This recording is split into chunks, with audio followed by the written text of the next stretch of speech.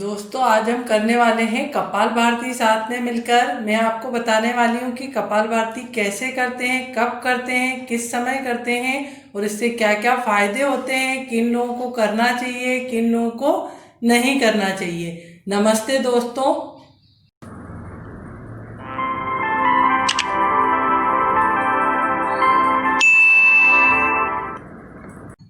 दोस्तों, आशा करती हूँ और आप अपना और अपनी परिवार का पूरी हेल्थ का पूरा ध्यान रखते होंगे। न चाहते हुए भी हमारे पूरे दिन की दिनचर्या में कुछ ऐसे टॉक्सिन्स हमारे अंदर आ जाते हैं जिसकी वजह से हम बीमार पड़ते हैं और हमारी इम्यूनिटी कम हो जाती है। अब आप सोच रहे होंगे कि ये टॉक्सिन्स हमारे अंदर आते कैसे हैं। प्रदूषित जल, प्रदूषित वायु, गंदी फल सब्जियां और कॉस्मेटिक्स की प्रोडक्ट्स की वजह से हमें ये सारी परेशानियां होती हैं। तो कपालभाति एक ऐसी षट क्रिया है, लोग इसे प्राणायाम भी कहते हैं, लेकिन ये एक तरह की षट क्रिया है जो हमारी पूरी बॉडी की क्लींजिंग करती है, प्योरिफिकेशन करती है, पेट की सभी बीमारियों से तो छुटकारा देती है और फेफड़ों की भी सफाई करती है। इससे 99% बीमारियों से छुटकारा मिलता है। और जो लोग कहते हैं कि जिनको बीपी और हार्ट का इश्यू है वो लोग नहीं कर सकते हैं, वो लोग भी कर सकते हैं कपालभाति, सिर्फ उनको थोड़ा स्लो करना है। तो कपालभाति के लिए आप किसी भी जमीन पर कहीं भी बैठ सकते हैं आसन बिछा के। जो लोग नीचे नहीं बैठ सकते वो बेड पे बैठिए, और जिनको बैक पेन है बहुत ज़्यादा वो पीछे कोई सपोर्ट भी ले सकते हैं, और जिन्हें कोई गंभीर बीमारी है वो लेटे लेटे भी कर सकते हैं। आप किसी भी कंफर्टेबल पोजीशन में बैठ जाइए, हाथों को इस तरह से ध्यान मुद्रा में रखिए और पोस्चर्स को सीधा रखिए। और मैं आपको 3 तरीकों से बता दूंगी कि आपको कैसे करना है। एक स्लो, जो लोग बिगनर्स हैं कैसे करेंगे, एडवांस लेवल पर फास्ट कैसे करना है, और जिनको हार्ट और बीपी का इश्यू है उनको किस तरह से करना है। तो पहले आप मेरे नोस्ट्रल्स पे ध्यान दीजिए कि मैं किस तरह से ब्रीथ को फोर्सफुली बाहर एक्सलेशन करती हूँ। आईज को सॉफ्टली क्लोज करिए और इस तरह से, जैसे हमें जुकाम हो जाता है हम नाक की सफाई करते हैं, उसी तरह से हमें ब्रीथ को बाहर निकालना है।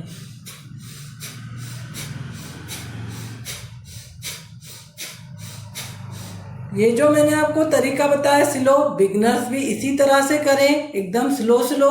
वो स्टार्टिंग में 1 मिनट में 20 बार ही करें, और इस बार अगर उन्हें 4 से 5 बार करने के बाद थकावट होती है, वो नहीं कर पाते हैं, तो 1-2 सेकंड का रिलैक्स ले लें और फिर से स्टार्ट करें।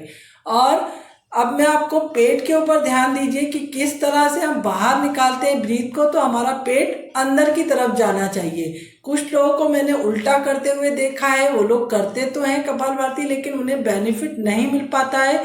अगर आप टाइम निकाल कर कर रहे हैं प्राणायाम तो आपको पूरा बेनिफिट मिलना चाहिए, जिससे आप स्वस्थ रहें। तो आप देखिए मेरे पेट की तरफ कि आपको किस तरह से करना है। मैं ब्रीथ को बाहर निकालूंगी तो पेट अंदर की तरफ जाएगा, और चेस्ट को सीधा रखना है, शोल्डर्स को सीधा रखना है।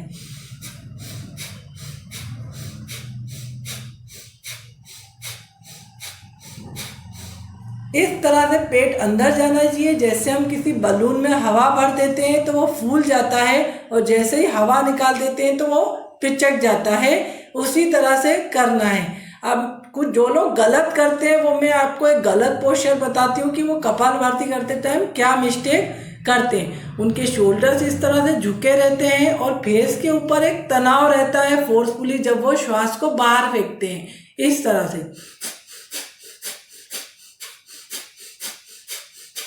ये तरीका गलत है, इस तरह से आपको नहीं करना है। आपको फेस के ऊपर तनाव नहीं लाना है। ऐसा नहीं है कि आपको 1 मिनट में 100 बार करना है, 60 बार करना है। क्वांटिटी नहीं देखनी है, क्वालिटी देखनी है। आप सही तरीके से करिए, चाहे आप कम करें। और बिगनर है तो स्लो स्लो करिए। जैसे जैसे आप करते रहेंगे डेली रूटीन में आ जाएगा, तो आपकी ऑटोमेटिकली स्पीड इंक्रीज हो जाएगी। तो मैं आपको बता देती हूँ कि एडवांस लेवल पर कैसे करते हैं। इस तरह से सीधा रखेंगे, शोल्डर्स को, बैक को सीधा रखेंगे और फेस को एकदम तनाव मुक्त रखेंगे। आईज को सॉफ्टली क्लोज करिए।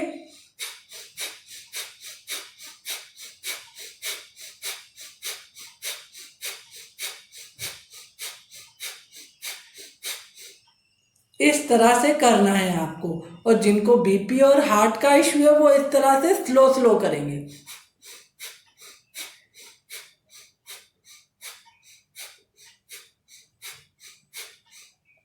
साइनस और डायबिटीज के पेशेंट को भी बहुत ही बेनिफिट होगा इस प्राणायाम से।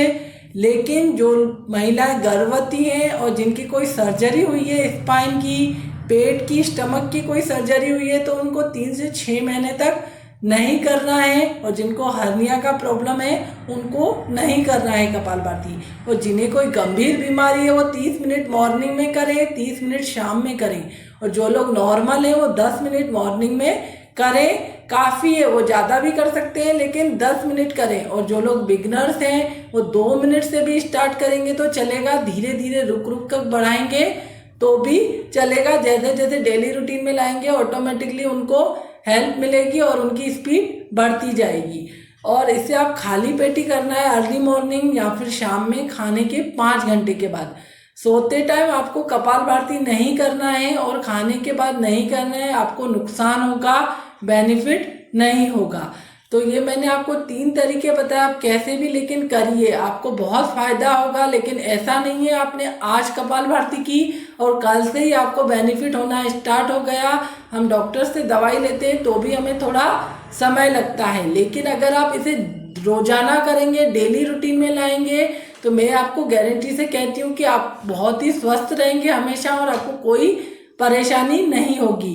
और ये एक ऐसा प्राणायाम है जिससे आप बैठे बैठे, लेटे लेटे, आप बीमार हैं तो भी कर सकते हैं। कोई ऐसा वर्कआउट नहीं है जो आप नहीं कर सकते हैं। तो इसे आप जरूर आपके डेली रूटीन में लेकर आइए। और अगर कोई फीडबैक है या कोई कमेंट है, आप कोई और तरह से मुझसे हेल्प चाहते हैं तो मुझे कमेंट करके बताइए, मैं उस तरह से बनाऊंगी वीडियो।